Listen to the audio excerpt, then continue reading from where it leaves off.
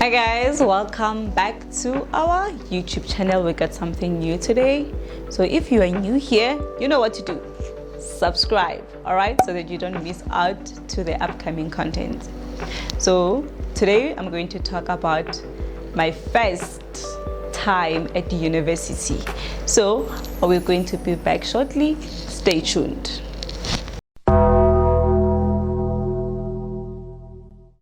Give a damn about a hater when I feel like it.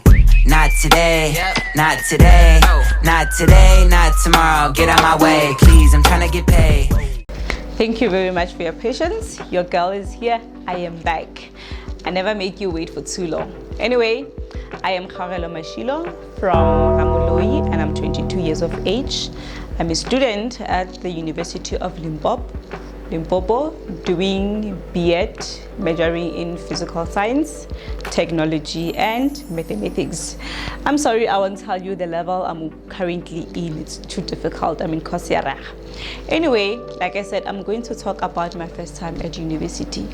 During my high school time, we never got a chance to visit universities. Some other schools did get a chance to visit universities for Career Expo, for University Expo, but unfortunately, the school that I went to, we never got the chance to. So the first time I was at university is when I was going to do my registration. And guys, it was really tough. Yes, I applied there. And then I went with my brother. My brother was schooling there. He was doing his final year and he was also doing teaching. I mean, teaching runs in the family. Anyway, so when we got there, our brother called up his friend, be like, "What's up, boy? Please just make a space for us so that when we get there, we can get a space, okay?" When we found our brother, we found him in a queue. And then when we got there, I saw some comrades, like I didn't really understand what's happening at university since I had no clue about what's really happening at university. What I heard, it's about the lavishing life that we live. We get freedom, we are free from all the stress, as they always say, but they really never taught us about the hardships that we have to go through before we can get an admission. Applying for university doesn't necessarily mean that you'll get admitted. You still have to go through a lot, especially for the registration, guys, is really tough. Okay, when I got there, I remember I was at T-side, that's way for educators register. When I got at T-side, it was Monday. Yes, I remember it was Monday. And then I handed over my statement of results. And then when they did their things on the computer, they told me that I'm not qualified to do teaching. So we had to think about an alternative way because I can't go back without registration letter. Obviously, I want to be registered. I didn't want to take a gap year because I know taking a gap year, it ain't easy.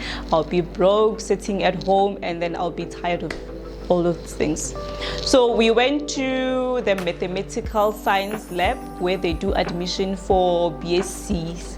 When I got there, I gave them my statement of results, and then when they did their things on the computer, it told them that I'm already admitted in the B.Ed. And when I went to the B.Ed, they said I do not qualify. How kanjani? So apparently my brother had connections. He knew all the lectures in the university. He told me about this other lady, Bareke, Natasha. We went to A block. It's the new admin. We went to A block and then we talked to Natasha. Natasha said to me that I should come back the following day since it is already late. The following day was Tuesday. Tuesday, I woke up early in the morning around 4 o'clock. I went to Natasha. Natasha wrote a letter to the dean. I forgot his name. To the dean, and then I gave that letter to the dean, and the dean referred me to where they register. When I got there, they told me the same thing again. I do not qualify for B.Ed. I must try another course. I was so stressed, guys. I love education. Education is my passion. I love sharing knowledge to others. I love teaching. So I didn't want to do any other thing except teaching. That's fine. We saw that no, man, we don't have an alternative way. What must we do? I talked to my brother. We he referred me to some comrades. That time EFF was in power, so we talked to some of the comrades. They didn't manage to help me though. I couldn't wait any longer. I went back to A block, and then when I got to A block, I met this other professor. I don't know his name, I forgot his name. That professor gave me his business card. He told me that I should come back tomorrow, which is Wednesday. Okay, Wednesday came, I went with that business card. I passed through the security, I showed them the business card, and they let me in. When I got there, he asked me if whether I'm willing to do Bachelor of Education for foundation phase. You know, foundation phase is for the grade R's, right? I didn't really have a patience for the grade R's because I know they are very irritating, and I'm really impatient when coming to young kids. So I just told him that, yeah, I can do it, because I had no other choice. I really wanted to be admitted in the Bachelor of Education. So he referred me to K block. K block, I just forgot the names of the professors that he referred me to. I went to A block. When I got to K block, sorry. When I got there, I met this other lady professor. He took me to an interview. He asked me so many questions. Remember, guys, I'm from a rural area. English wasn't really that good at that time. They took me to an interview. I was really scared, but because of what I really wanted to do, I had to keep my head held up high. So when I got there, he asked me questions like why I want to do teaching. He asked me questions like, if I am a qualified teacher and a learner does something like this and like that, what will I do? How will I react to that kind of situation? Truly speaking, guys, I don't really know what happened. I think my angels, my ancestors, and my gods were with me at that time. I just gave answers that I didn't even think about first. And when I'm done, I was like, who was talking there? Was it me, or somebody was talking on my behalf, using me? I don't know. But what I'm glad at, there's this lecturer, it's Dr. Lekwamukwana. He taught me maths in high school, and then he went from being a teacher to a lecturer. So they referred me to Dr. Lekwamukwana, and then when I get there, guys, my statement of results was so full of letters. So when I got there, I gave Dr. Lekwana my statement of results, and then they gave me my registration fee. The worst is still coming. We have to look for a room. We went to the housing, and when we got to the housing, they told us that the rooms are full. We must look for rooms off campus.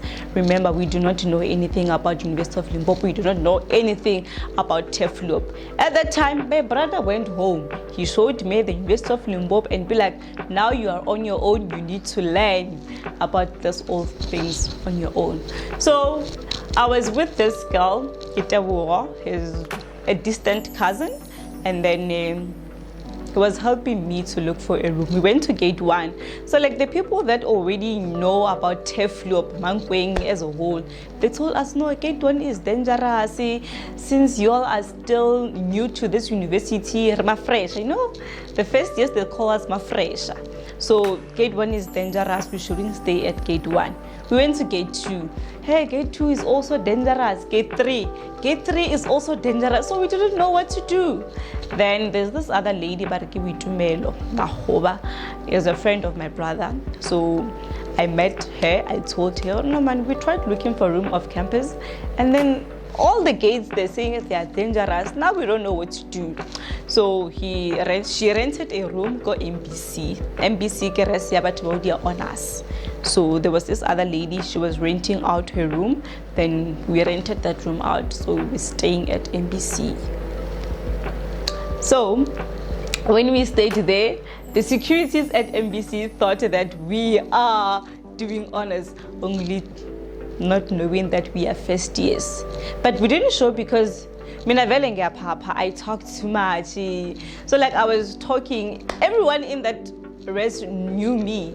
Like there was always noise in our room, always making noise. And they were wondering, how can honest people do such a lousy noise? But never mind that, we were free. And thanks to Bitumelo, thanks to my brother, I managed to get admission at University of Limpopo. But guys, I'm really sad because as of now I should have graduated, kodwa course they didn't let me do that. Anyway, stay tuned for more content about my varsity life.